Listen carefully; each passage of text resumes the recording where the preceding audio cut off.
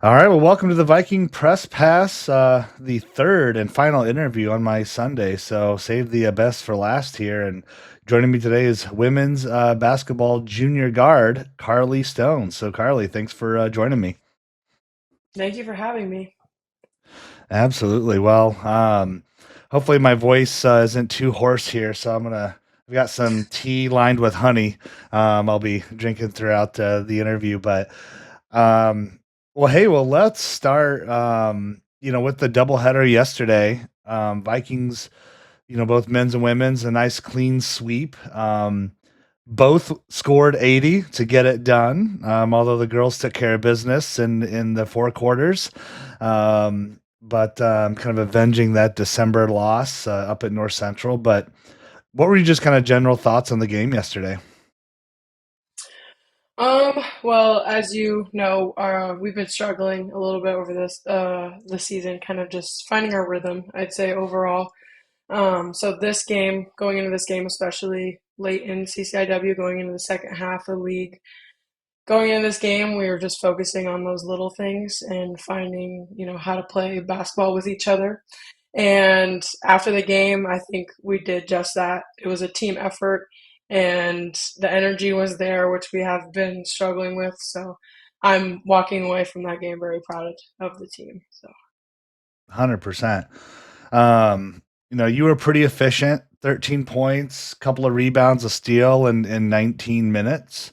And what I thought was, kind of a nice, it's kind of a staggering stat, frankly, was points in the paint.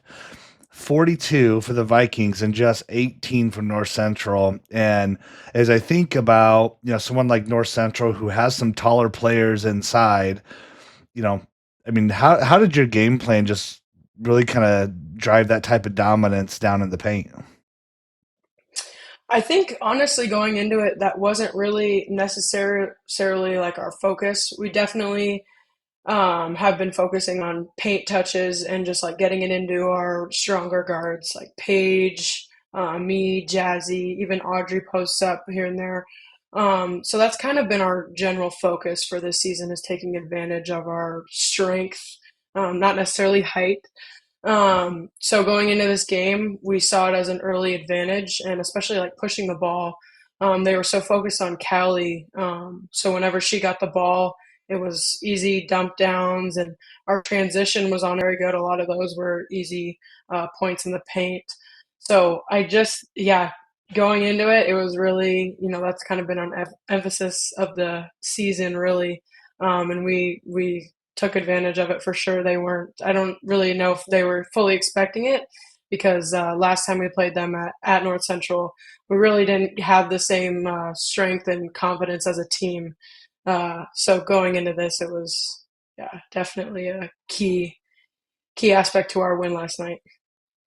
Well, I think to your point around like some of the consistency and that the team's experienced, typically you'll hang around, through halftime, and then you've seen it drop off a little bit in the second half. Um, but you and the team really put together a complete game. And, it definitely helps when Callie has a double double down the paint, 17 points and 11 rebounds. And, I thought she played awesome. She's Yeah. had some really good games over the last, month. But it also feels like, even with the couple of prior losses, it feels like the team has still been on an upward trajectory. The press break, I was actually texting with one of the parents that was watching at home, and we kept commenting on, felt like yesterday that breaking the press break, it didn't seem like the team was as flustered. And I know there's been a lot of emphasis on it this year and working that, but I mean, how do you feel like the team has, really been gelling a bit more as of late, which is super important. I mean, five games left in the season. But, here really since, the new year, it feels like, it's been a little bit of a new team to some degree. I mean, what are your thoughts on that? Yeah, I definitely agree.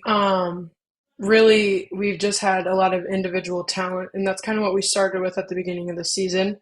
and we weren't focusing a whole lot on playing as a team. We were focusing on how do we combine these talents to make a team.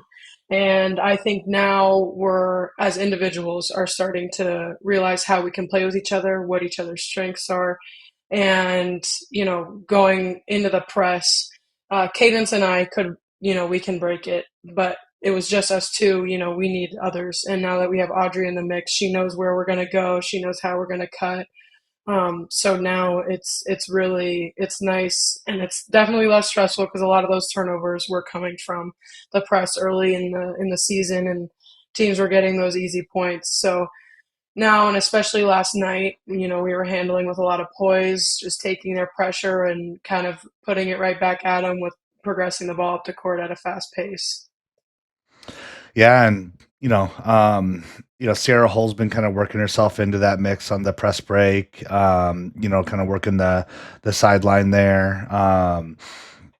It just seemed like the team was way more, poised and composed, and was pretty darn successful in getting some fast break points, there as well. And in the CCIW, a lot of the teams press, and they press often, and they press early. So it's something that if you show that you can break it early, kind of makes the game go a little bit easier. But if not, it's like they double down on it, and Yep. we'll try and get you as flustered as possible. So I thought that was awesome to see. And the game was close, and it really seemed like taking a lot of really good shots. And but it's nice having the size of Callie, I think, down low, that's added another dimension. Um, as well. So I know Tia Lewis, she's done a nice job so far, down there in the paint as well. But you can't coach size, you can't coach length, and that's kind of what Callie brings, which is nice. But now I've talked about this on both episodes here today, but just not trying to beat a dead horse here, but the court was slippery, and I wasn't quite sure because Audrey had mentioned it, to the ref, and I think the ref was like, I don't know if I believe that. You're just trying to get some extra time here, but it seemed like it kind of held a lot of weight because the boys were complaining about it as well in the second game. I mean, what was the court like?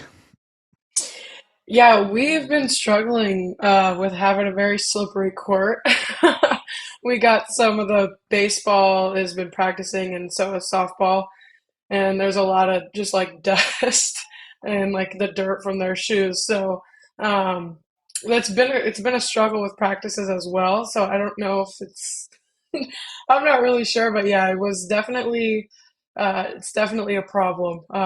It was very slippery last night. Thankfully, it wasn't. I didn't have too many things that bugged me with slipping, so I was able to get away with a clean game of not slipping. But there has been times, especially when I'm like diving for a ball, that it's it's kind of dangerous. So yeah, that's funny that you do mention it because yeah, especially Audrey and like Cadence girls that are constantly cutting and moving fast with the ball, they need to have traction. And but yeah, last night was definitely not a good night for the floor. Yeah. It seemed like it was like, it wasn't like wet or necessarily dusty, but like almost like an oily type of, thing. Yeah. And, which can be a little hard to see, but it is what it is, at the end of the day.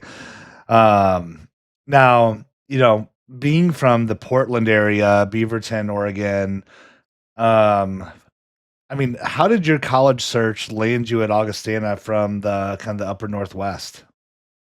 Yeah, so I get asked this question a lot because everyone always sees Oregon and they're like, why in the world are you in the Midwest?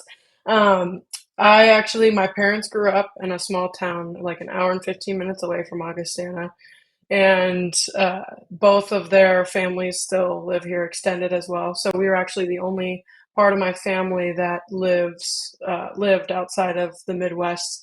And my sister actually, she's 7 years older than me, and she decided to come out to the Midwest for college. She went to Loyola, and then she got married and ended up moving to Wisconsin with her husband near her husband's family. So I knew they were going to start having kids soon, and I just wanted to be near family. I've been missing out, for 18 years. I just wanted to have some family time. So I decided to move out here and go to Augustana. I ended up just sending mass emails to D3 schools with good academics. And I got lucky with a response from Coach B, and they were accepting me with open arms. So that's kind of how I ended up here. Also, with the fact that they just had the new kinesiology major with like state of the art facilities. So I was like all in for that as well. So yeah, that's how I kind of ended up here. Well, I saw, as everything is on the internet, I tracked down an Instagram post where, my name's Carly Stone. I'm from Portland, Oregon. In your commitment and just the plan to study kinesiology at Augie, um, you know, that has been. I mean, I think it's been a huge investment for the Vikings and for Augustana, just for the college in general, but especially for a lot of the student athletes that want to pursue that, that profession, afterwards. And it's a pretty easy sell when you see, that facility, the lab, and all the things that, come along with it. I mean, how has that been just being in the kinesiology track and, inside like, the Lindbergh building and everything that it has to offer? I mean, what's that experience been like? It's been really great. It's definitely opened my eyes up. I came into college a little bit unsure. I knew I wanted to be close to sports, but I didn't want to go to school just to, be a coach or, I wanted to focus more on us, like the sciencey side of it. And being here and taking all these classes, I'm over halfway through my major already. And it's very affirming. I picked the right path, and Mhm. I'm definitely exploring and advancing my passion for sports medicine, which is really great. And I'm just learning so much. The kinesiology department, they're all very like supportive and very like guiding. Because I'm, like I said, I don't really know what I want to do right now. I'm thinking physical therapy. So they're just being great on kind of guiding me and helping me with pick what classes I need and what's most important for my future. And the labs are just great. I've had a few opportunities so far. This past J term, I actually took a physiology at high altitudes class, and we were testing our VO2 max and stuff like that using all the equipment in the lab. And it was very cool and very eye opening. A lot of things that I had no idea. I was just learning so much every day, and the technology is just insane. The things that we can learn about our bodies. So it's been very cool, and I'm excited to continue my education.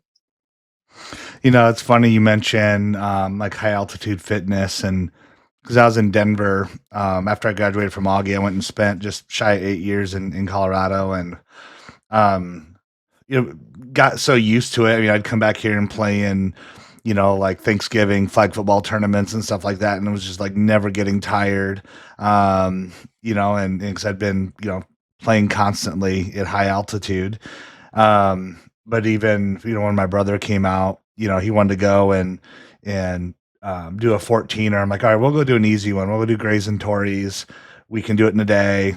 Summit 2, 14 peaks and at about 11,000, feet. He's just like, felt he was dying. So we didn't even get to do it. We had to come back down. Um, so you think about just like the elevation and training at elevation, and, they've got the high altitude mass to simulate that, that you can train at lower levels.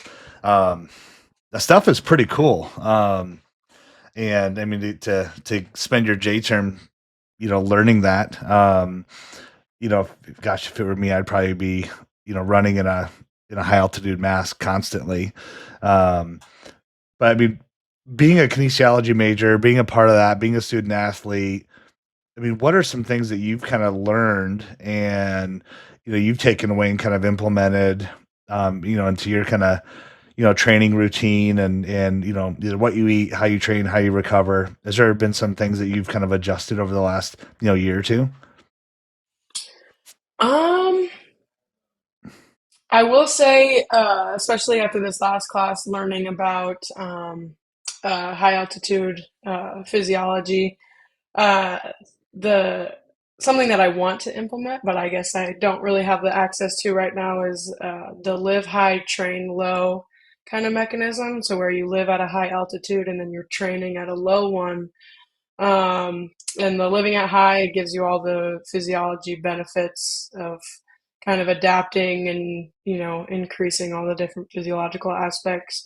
But then when you're training at low, you're still able to train at at the highest power output, I guess, so the highest intensity of your workouts when you're not able to do that at high altitude. So I thought that was really cool. I wish I could do it, but I don't have the access to it. But definitely outside of that, I've taken in my biomechanics class, really focusing on kind of form of like your running gait and just like all these different things to like prevent injury.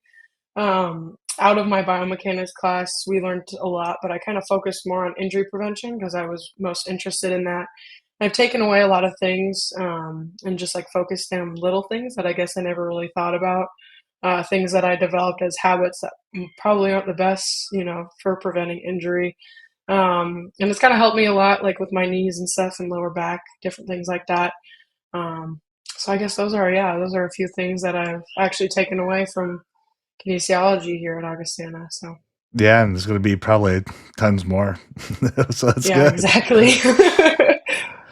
Um, I as I was looking at that post and just thinking about, some of the other things like, you said, you love going out with friends, music filled drives, working out, shopping, hikes, anything to have a good time. So it made me think a little bit like, okay, on those music filled drives, like what's that, what's on that playlist? Oh, geez. There's a lot of different things. I'd say when that post went out, it was probably a lot of country in the summer. I'm definitely country listener, especially when I'm driving in the car. Right now, I'd say I'm on a Fleetwood Mac kick right now. Oh, Definitely okay. listening Yeah. to, yeah, definitely listening to some 70s stuff right now. But I go all over, but I love music. I could listen to anything. I could back anybody's music taste. So yeah, pretty much anything. I'm all around. Now, what about, when it comes to like, pregame, getting things going, do you still kind of stick within that genre or do you have any like songs that you kind of like to rotate in and out to get you, ready for a game?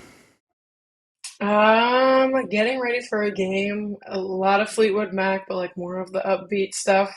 But then I also listen to like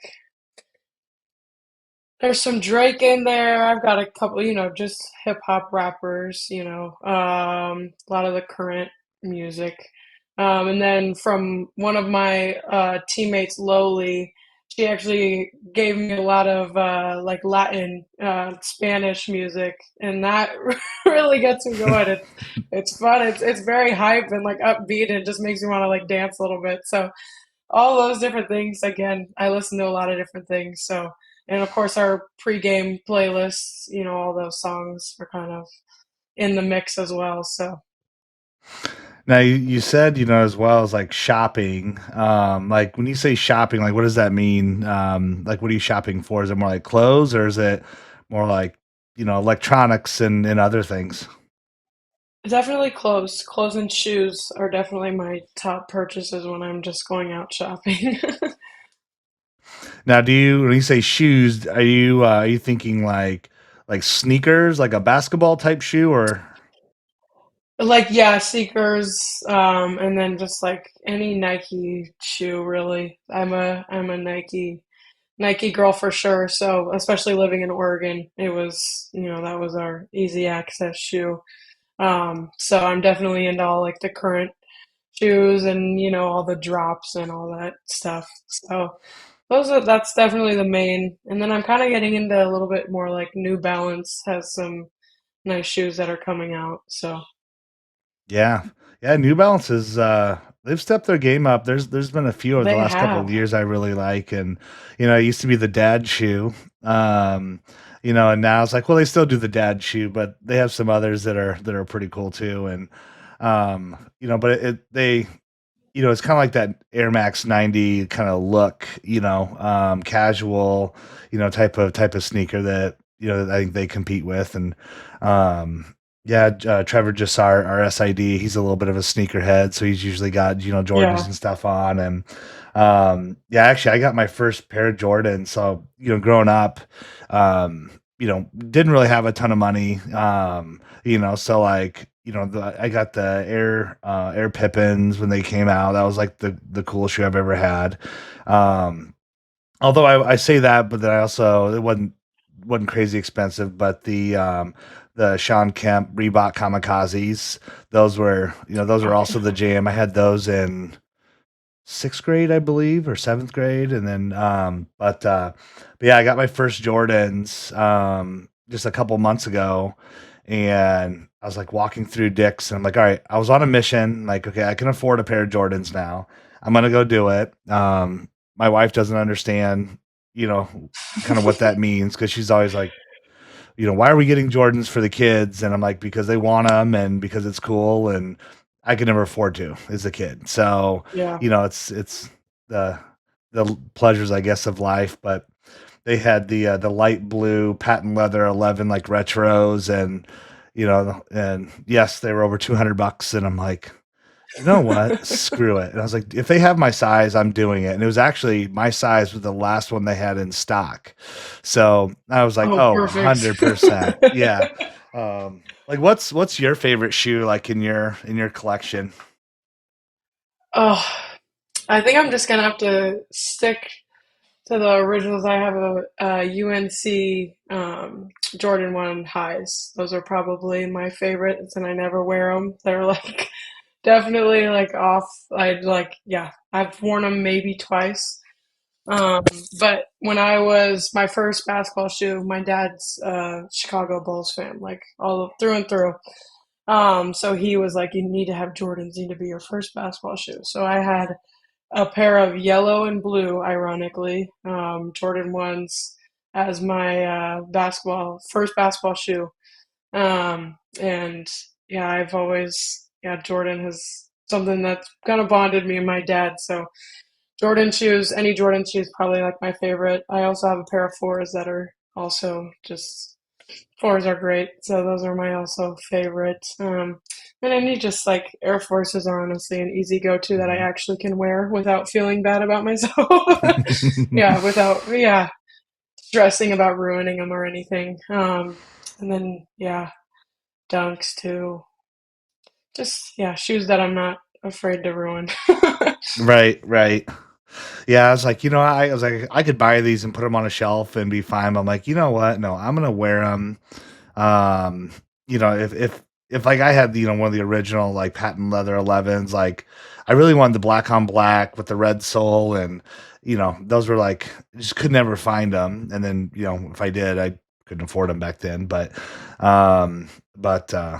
yeah, super cool stuff.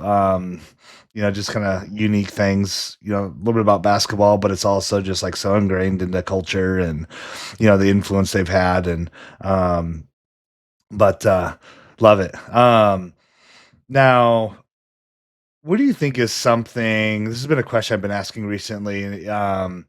What's something maybe surprising about you that most people wouldn't expect or know? Mm, that's a tough one. Um,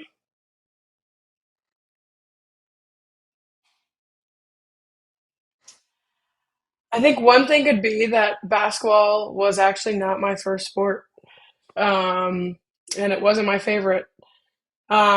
I grew up, uh, I was born in Colorado Springs, and soccer was the go-to sport there when you were little. Hmm. And it was a very competitive club atmosphere. So I started playing soccer right away, and it was my favorite sport, and couldn't couldn't live without it. So I started playing, I think, when I was around like four, and I continued all the way up until my sophomore year of high school. And by that time, we were in Oregon. Um, and that was when kind of COVID hits, things were kind of crazy. And ultimately, I made the decision at that point because soccer was more stressful for me and not so much fun. And with COVID, I wanted to focus on something that was fun for me. We were with family, so I was spending a lot of time with family and focusing on basketball. And honestly, the people that basketball brought me was also another reason why I picked basketball. It was just I was surrounded with a bunch of girls that shared same interests as me, and we just got along great. So I decided to go with club basketball fully instead of, you know, dividing my time. Um, and yeah, I made that switch, and a lot of people always just thought I played basketball, and soccer has always been like a big part of my life and kind of what got me into sports to begin with. So, yeah, I think that's probably something that, people wouldn't really expect. So born in Colorado Springs, when did you move to Beaverton or out to Oregon? I moved when I was 8.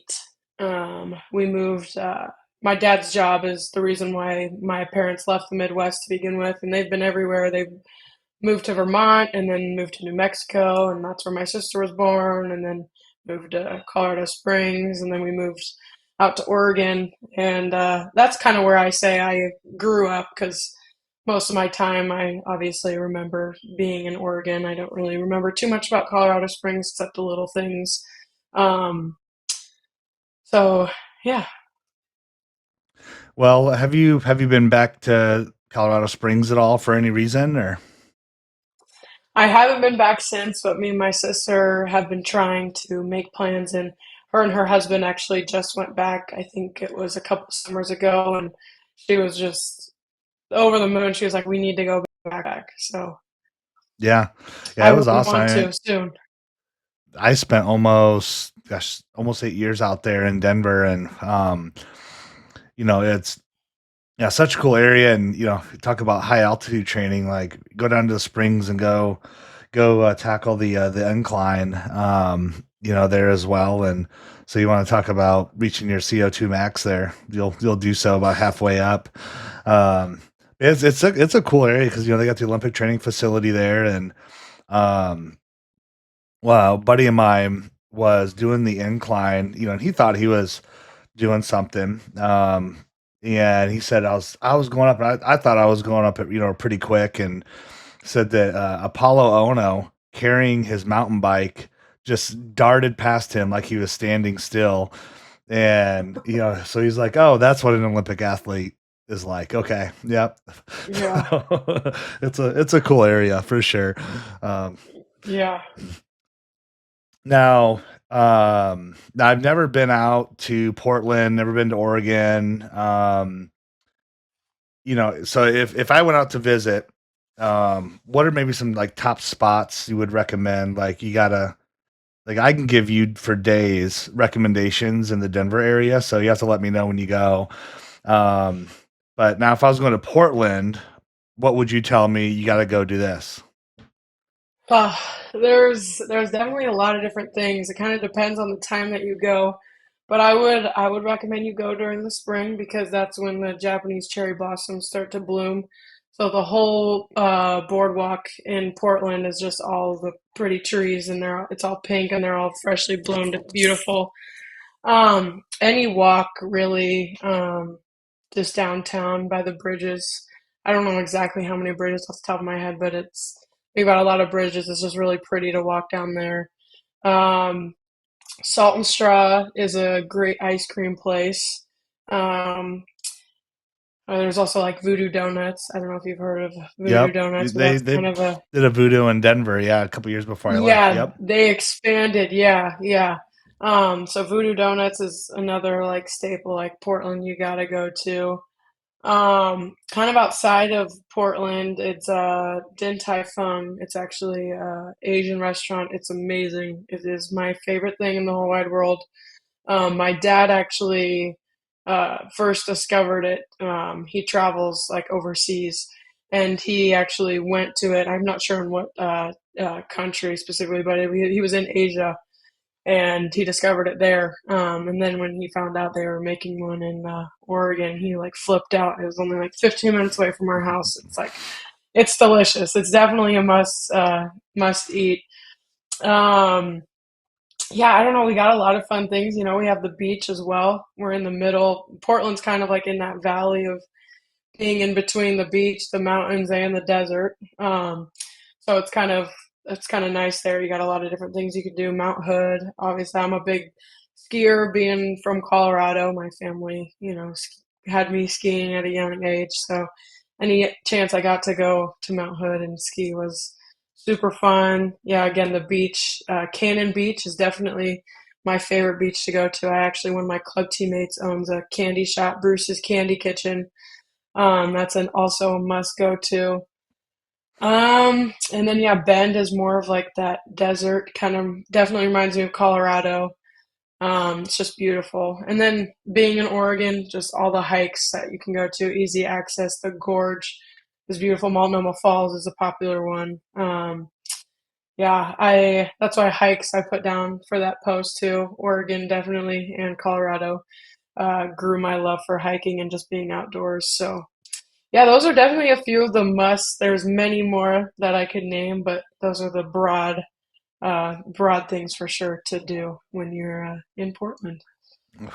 Now, um, one of my one of my favorite shows is Portlandia. Now, never having been to Portland, I mean, how accurate of a depiction is that from your perspective? I definitely say there are people that are like to a T, the characters straight out of Portlandia. I'd say that is a great, stereotype for Portland people to have. It's definitely accurate. I love it. I love it. I love Fred Armisen. I think he's hilarious. Yeah. But well, the Vikings. Let's maybe talk a little bit basketball. 8-12, 5 games left in the season. As you think about kind of the next 5 games, 3 on the road, 2 at home. What do you think is going to be like keys for the team, to focus on as you kind of close out the season? And it looks like there's a path yet still to the conference tournament. So, um, what would be some things that the team needs to focus on to make that happen? I think our biggest things is really focusing on playing together as a team. We obviously have seen the success when we do that. But to do that, we also need to keep high energy. A lot of the times we get too focused on, individual things and how we are playing as an individual rather than a whole. And it affects our energy and our communication on the floor. And we have learned through many different games of hard losses and stuff like that. And especially in the wins, when we are talking all the time, that talking is very important and maintaining that energy throughout the whole game is definitely key factors to this win. Um, and yeah, team basketball, sharing the ball. When we find our rhythm, it's really hard to stop us. Our defense has been really coming together and it has improved drastically over this season. So, riding out this wave that we are on right now, I think we're finally seeing and understanding, being a young group, that these games truly matter and that we need to lay our hearts out on the floor every night and really put everything we have into these games, especially now every game really matters. And like you said, we are still, on that path to making it to conference tournament, but we really have to, focus on these little things right now, and continue riding out this wave from last night's win. Because it's what the top 6 to make the conference tournament, right? Yes, top six. Yeah. Yeah. And because I was looking, it's like, Vikings are, if you kind of look at the conference standings, like the first team out, but it's like the win yesterday, that pushed North Central further. Wheaton and Elmhurst play each other Wednesday. Well, that's going to help, there as well. And then, you've really got, Vikings have Wheaton on the schedule, which is still good. And so, there's a nice little path there. But, take a couple of wins, I think, to make it certainly happen. But But again, a lot of times, when folks get into the tournament, it's about how well they're playing when they enter it, and it's not, what happened before the turn of the year. Um, you know, when teams can get hot at the right moment, that's when you don't want to win the conference tournament before January. Put it that way. So now for Illinois Wesleyan, that's a different story. They're just a great team. But besides that, so that should be awesome. Now, it's your junior year. As you're going into your senior year, are you looking to apply and do some internships here locally? Then, what's your kind of thought around that? Yeah, I'm thinking about working at Rock Valley. That's kind of my hope, getting some physical therapy experience there. And then I also I've been a camp kind of leader at the YMCA, and I actually have an apartment in Davenport, and I'm like right next door to the new YMCA there. So I'm kind of hoping to also get some, hands-on experience with some kids there as well, and I keep exploring that path of like coaching and honestly even teaching at that point, but also with a focus, being around sports and activities. So that's kind of like two of my main goals for this summer is just really getting more experience and kind of narrowing down and fully deciding on what I want to do going forward with like my master's. So. Hmm. Do you think you'll stay kind of in the Midwest, or what are you thinking about that? Yeah, so I think I'm definitely obviously leaning more towards the Midwest just because of family. But I'm also really missing Oregon. This was a drastic change going from Oregon to the Midwest.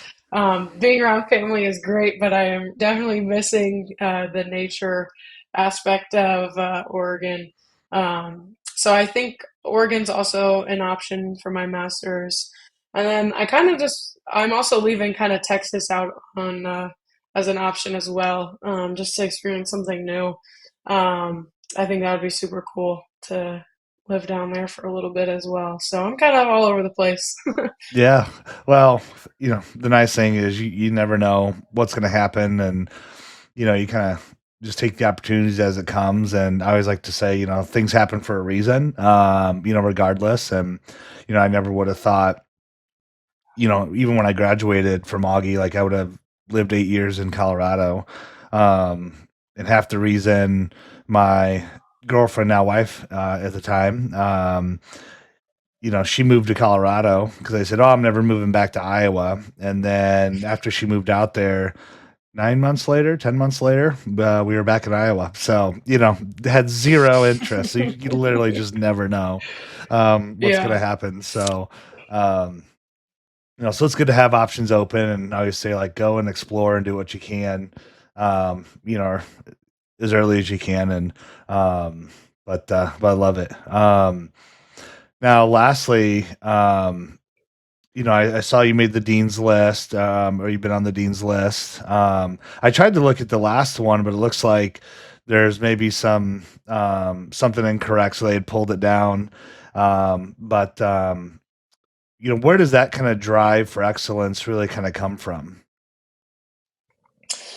Um, Honestly, it started in college, I'd say. In high school, I really wasn't too focused on academics. I was more focused on, playing basketball and soccer and hanging out with friends.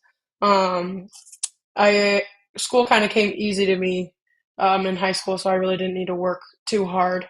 So then coming to Augie, obviously it's, academically challenging.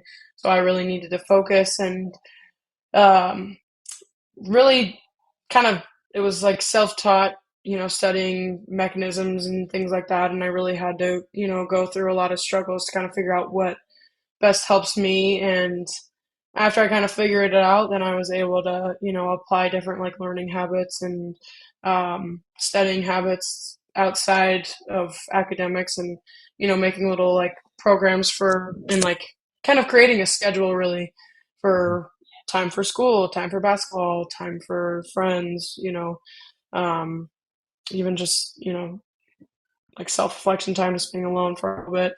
Um, so that has helped me get to, being on Dean's List, and then also just focusing, more on school, and it's helping me, yeah, kind of strive to get Dean's List every time, and an A minus is upsetting, which is something that I was happy, with getting a B, and so now it's like, oh, I'm an A minus, like really, but it's great growth for me to see, like, individually, because like I said, I really wasn't academically driven with grades. I wanted to go to the best school, but that didn't always mean I wanted to get the best grades. So now that I've finally hit that point, I'm proud of myself, I would say, and I'm just looking forward to continuing. So yeah. It's funny you say that because that seemed very similar to like my path at Augie. I, high school was easy, came easy, didn't have to really do much to be successful at it. Um, and I was a first generation college student, and it was so difficult when I went to Augie because I didn't really have anybody else to lean on outside of just trying to figure it out. Well, it took me about a year to really figure it out, and I know going into my sophomore year, I was like, okay, I had to get a tutor, and you know, lean on someone that knew how to study and could help me learn how to study. Yeah, because I was at a point where I was struggling academically just to make sure I could heck stay there and be eligible. Um, but you take a lot of those lessons around what you've learned to your career and afterlife, and I really kind of took away like, hey, nobody's gonna outwork me, maybe more talented, maybe smarter, but I'll just outwork you. And it was really truly that Augie kind of experience, was kind of the turn for me. And I carry it to this day, as a great example. So I think one, it's awesome. It's good self-awareness, I think, for you to see that, but it'd be something you'll carry with, for forever. So kudos to you to recognize that and the effort to put into it, because I know it's not easy. you know. No, it's not. um, well, awesome. Well, Carla, I know you had somewhat of a hard stop, so I want to be a little bit mindful of your time here and get you out of here. But certainly appreciate you, connecting with me here on a Sunday and finding some time to talk Augie basketball and Portlandia and Northwest and all the things in between. So it's been a ton of fun and to connect with you, and uh, good luck Wednesday. You guys host North Park, so that's another Yes, thank you. key game for you, and let's go two in a row, and let's see if they can't clean that floor up. So have Coach B make a few calls here. Yeah, exactly. All right. Well, hey, enjoy the rest of your weekend here, and we'll see you at one of your next home games. Awesome. Thank you so much for having me again. Absolutely.